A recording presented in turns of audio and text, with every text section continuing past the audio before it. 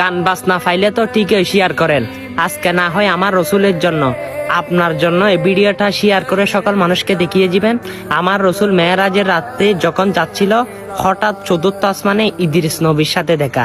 ইদ্রিস নবীকে বলতেছে, হে ইদ্রিস, তুমি তো জান্নাতের নাচ নিয়ামত খাইলে, জান্নাতের মধ্যে ঢুকলে। তখন ইদ্রিস নবী মন খারাপ করে বলে, ইয়া রাসূলুল্লাহ, আমি জান্নাতের সামনে, গেটের সামনে গেছিলাম, তখন রিদওয়ান ফেরেশতাকে ডাক দিলাম, এই রিদওয়ান ফেরেশতা জান্নাতের গেট খুলো, আমি আল্লাহর নবী। তখন ইদ্রিস নবীকে রিদওয়ান ফেরেশতা বলে, তুমি উপর দিকে তাকাও। তখন ইদ্রিস নবী উপর দিকে তাকালো, দেখতেছে সেখানে আখেরি নবীর উম্মত যতক্ষণ না আসবে, যতক্ষণ জান্নাতে প্রবেশ না করবে, ততক্ষণ জান্নাত কারোর জন্য খোলা নাই। আমি ইদ্রিসও আল্লাহর জান্নাতে ঢুকতে পারি নাই। সুবহানাল্লাহ। দেখেন, আপনি আমি আমার নবী যদি উদ্বোধন না করে, উদ্বোধন হবে জান্নাত, আপনিও ঢুকবেন সে নবীর পিছনে পিছনে। অবশ্যই অনেক ভিডিও আপনারা তো মানুষের কাছে পৌঁছান, এটা না হয় পৌঁছে দিন।